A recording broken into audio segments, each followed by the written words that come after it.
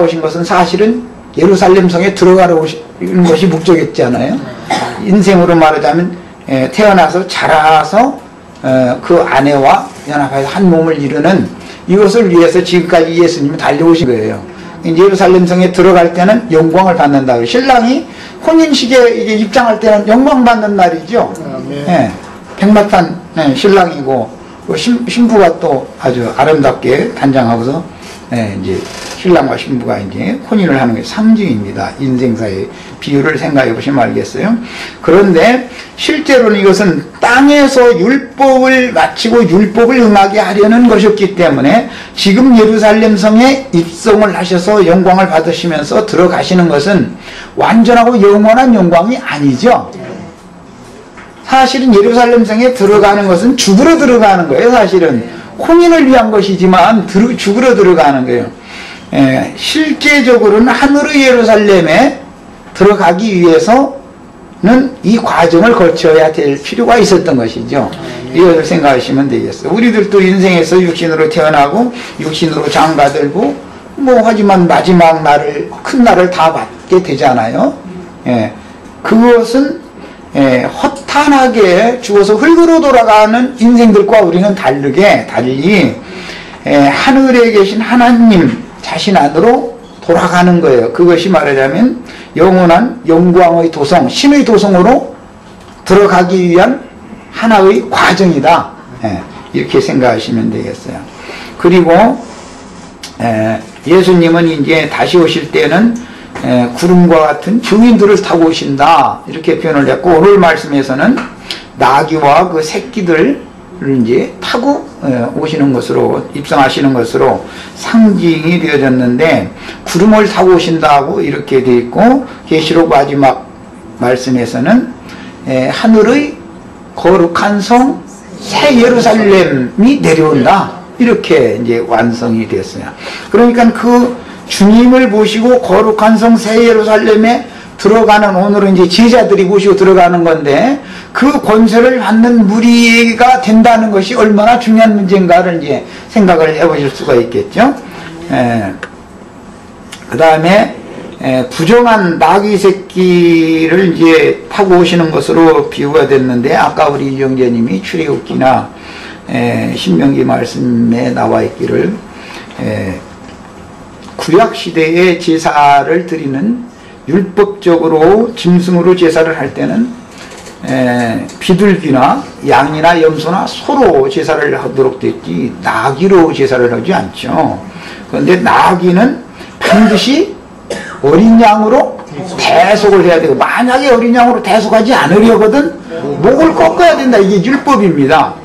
자, 그러니까 부정한 율법 제도권 안에 있는 사람들에 의하여 너는 부정한 이방인이다, 너는 부정한 자다 라고 멸시받고 천대받는 자들이 도리어 어린 양으로 구속을 받게 된다는 걸 알 수가 있고, 어린 양으로 구속을 받지 않으면 결국은 심판받는다, 목이 꺾임 당한다, 이제 그런 건데, 이 사람들은 뭐 계속 말씀에 나온 것처럼 둘째 아들에게 맡겨진 잃었다가 되찾은 양이나 한 분하로 상징되어진 세리와 장교와 모든 죄인들이다 이거예요.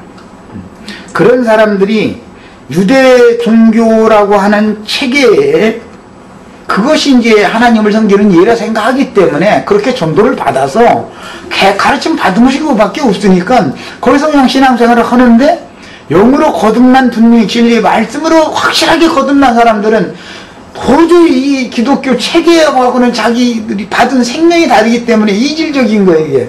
그러니까 그 안에 어디로 가야 될지를 모르기 때문에 그 안에 섞여는 있지만,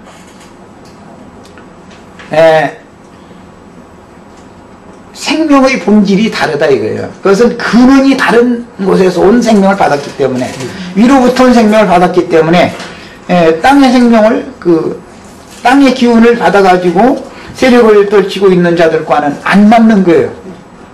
그러니까 거기에 매여는 있지만, 그들이 이제 율법, 종교, 교리, 그들의 다른 가르침, 이런 체계, 조직, 이런 걸 해놓고 있기 때문에 거기에 매여는 있지만, 그들에게 속한 자들은 아니다 이거예요.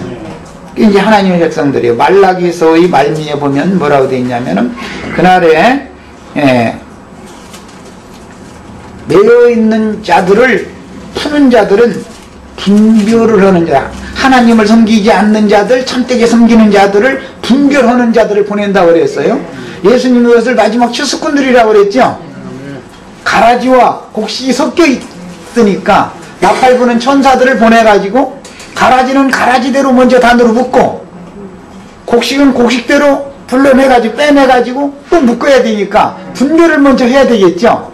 예, 그런 일을 그 말라기서 그 이제 말미에 보면 하는 자들을 보낼 것이 예언이 됐습니다.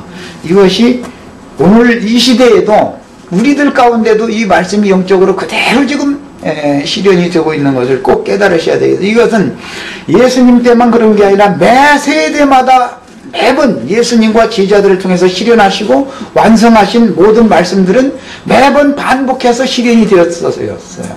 그래서 곡식의 단으로 묶일 자들은 빼내심을 또 받는 거예요. 유대교라고 하는 체계 안에서. 그들을 타고 예루살렘 성으로 입성을 하는 것으로 상징이 되었지만 사실은 완성적인 문제를 영적으로 말할 때는 증인들을 타고 주님이 다시 오신다. 다시 오신다. 그런데 그 증인들을 타고 오신다는 것은 거룩한 성에 들어갈 권세를 받은 자들과 함께 오신다라는 말이다. 이렇게 이해를 하시면 되겠습니다. 그리고 마지막 절에 가로에 찬송하리로다 주의 이름으로 오시는 왕이여 하늘에는 평화에 가장 높은 곳에는 영광이로다 하니 물이 중었던 바리새인들이 말하여 선생이여 당신의 지자들을 책망하소서 하거늘 대답하여 가라사대 내가 너에게 말하노니 만일 이 사람들이 잠잠하면 돌들이 소리를 지르리라 한다 그랬어요.